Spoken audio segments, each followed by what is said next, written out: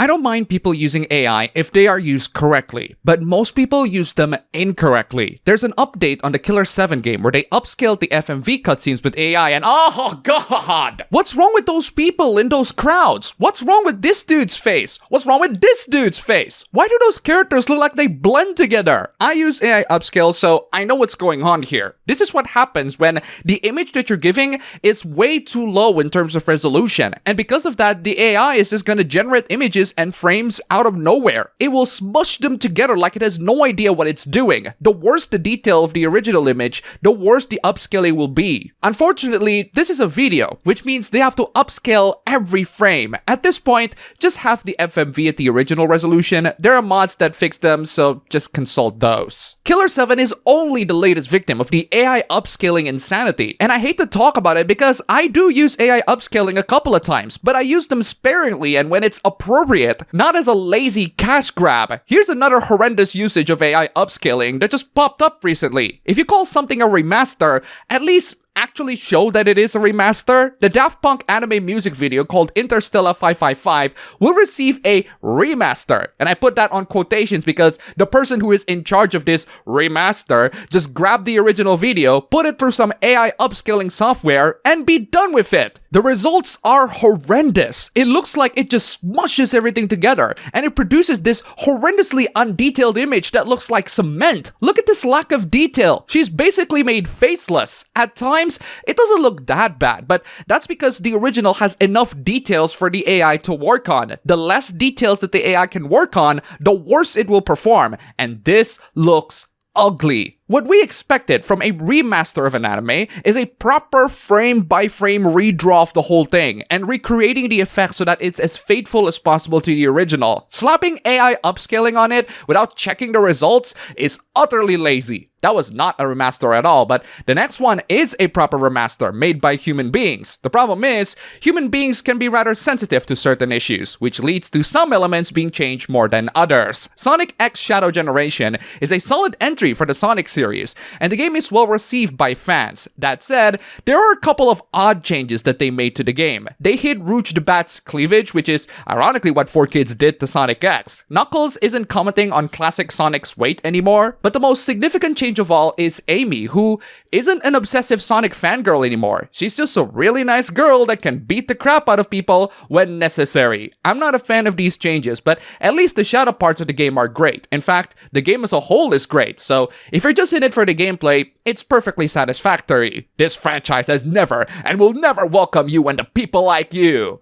I have nothing against LGBT people. I don't know why you're waving the rainbow flag there. I just really don't like the changes being made. The game is good, at least, so buy the game or not buy the game, your choice. Point is, human beings are flawed and AIs are flawed. They can be good solutions to certain problems, but we have to recognize when they are a problem. AI can be beneficial if they are used correctly, but most of the time, they are used incorrectly. They are only used as substitutes because the person doing the job is horrendous at it. But that's no excuse for bad AI work. Oh god, why would anyone do this to Angela? If you don't like how Angela looked on the Silent Hill 2 remake, show some human-made mods made by people with taste, not this AI garbage. 95% of us who buy video games are heterosexual men, and those heterosexual men have higher standards than your AI trash. Seriously, this looks disgusting. It looks horrendously artificial. It looks fake. I want real, authentic, sexy female characters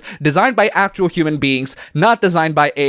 Female characters should be designed accordingly. Not every female character needs to be a sexy stripper with inflated boobs, especially one generated with AI garbage. Sir should do some research on gamer demographic these days. It's about half and half now. Oh god, not this again. No, the demographic statistics lie because it accounts for all games made on all platforms, including mobile. You cannot put the mobile gamer demographic on the people that play Silent Hill 2. You cannot put the Barbie fans with the same crowds as Warhammers just because they're both toys. guys. I get that people make trash. I hate localizers and their horrible attitude towards anyone that criticizes them. But just because AI gives us something better doesn't mean that we should just immediately tolerate anything made by AI. They need to be scrutinized just as much if they screw up. And they are screwing things up. I'm starting to notice a trend of blind faith when it comes to AI fixing everything. PC mods will fix the game!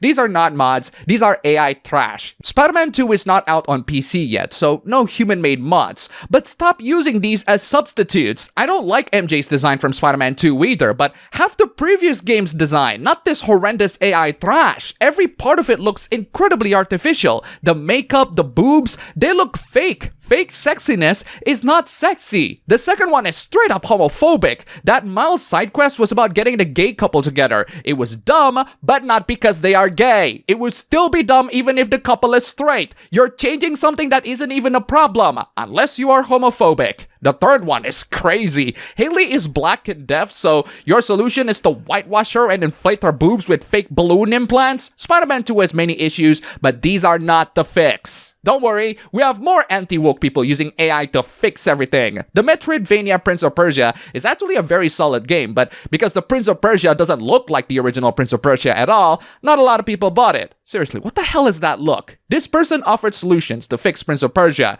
The first one being actually making the prince look like the prince from the original trilogy while avoiding whatever that Lost Crown version is. Second is to add Persian hot stop. Okay, you lost me now. Why do you use AI-generated women? Prince of Persia has plenty of hot women in their lineup. Why don't you use them? Third is to go nuts with the grandiose architecture and puzzles. Again, another AI art to prove your point. Prince of Persia already has insane architecture. That huge tower from the two thrones that you will eventually climb up at the end of the game looks incredibly intimidating. I agree with most of these points, but I don't understand why you have to use AI as examples when the earlier games have examples that prove your point. Have you actually played the games? What's with the anti-woke people and using AI? I get it, localizers suck, and AI might be a potential solution, but it doesn't mean that they should be worshipped as the saviors of mankind. AI can be a useful tool at the right time when it's absolutely necessary and when they can perform the absolute best. Don't task them with everything because they're not good at everything. Sorry, am I bashing the anti-woke side too much? I'll go back to bashing the woke side. Metaphor ReFantazio is a great game despite its technical issues,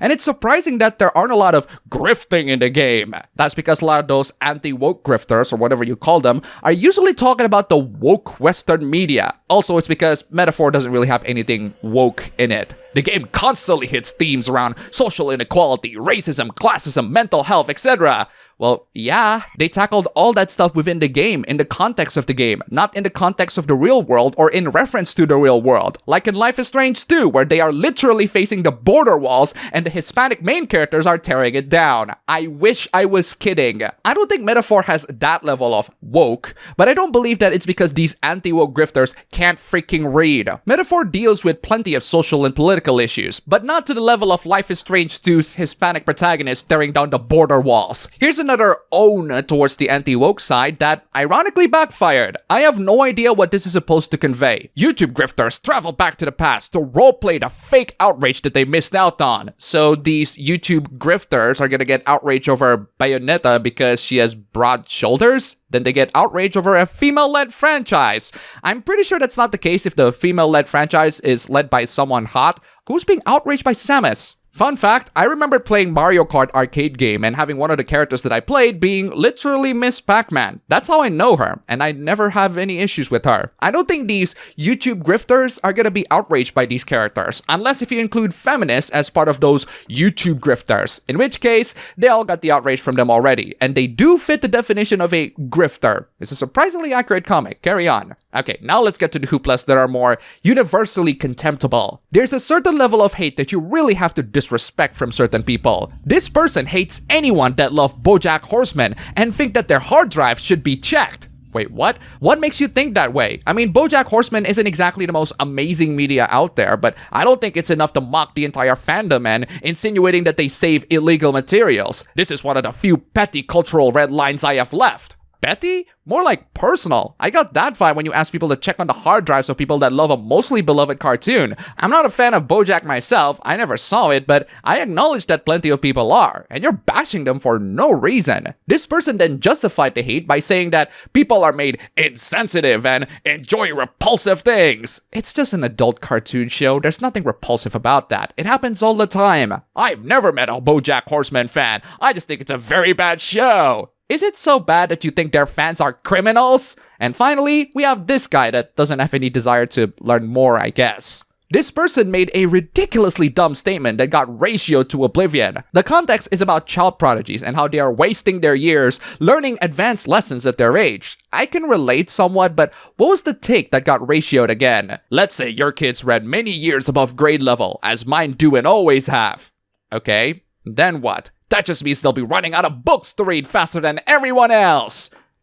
What do you mean running out of books? That's literally impossible. There are 11,000 books being published every day on average. I don't think these prodigies are gonna run out of them anytime soon. I think what he's trying to say is that these prodigies will run out of knowledge to learn. But that implies that we human beings will stop learning because we already learned enough. Humans are very curious creatures. They're gonna learn whatever they think is interesting to them, even if it's pointless. And they're gonna write it somewhere, in books or the 2 million articles published daily on the internet. And that's all for the video today. Thank you all so much for watching. If you made it to the end, here's a beautiful flower. And also huge thanks to all these wonderful sponsors. You are all fantastic. If you want to see your names among these legends, then check out the links below, just $1. And you have supported this channel a lot.